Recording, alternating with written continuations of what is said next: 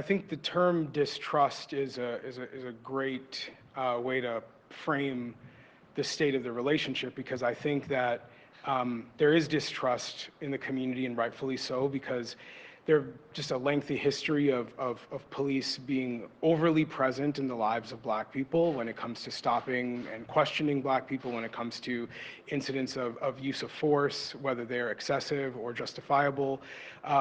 It over time, I think, has grown into a really deep and genuine concern that a lot of Black people all over North America, but including in Ontario, have about police officers. Certainly, I would say, even from personal experience, I grew up with feeling a lot of tension between myself and cops, and it made for quite a lot of discomfort. And I think it is a defeating experience in some ways too, because it makes you feel less part of your society and less welcomed here. It's an absolutely serious issue.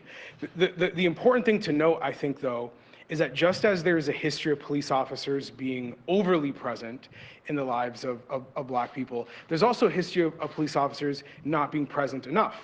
And if you look over the course of the last few decades, there have been many moments in history in Ontario and Canada and in the United States where Black communities said, we want cops to keep our children safe. We need more law enforcement. We need police officers to make sure that I can send my son to school and not worry whether he's going to come back or not. So both of those things then create a tension, right? Where on one hand, we want to say we need the police to keep Black communities who are disproportionately exposed to gang violence and other forms of crime. We need to keep them safe, because the vast majority of people in the Black community are law-abiding people who just want to make a contribution to our society and be able to raise their kids in a safe and healthy environment.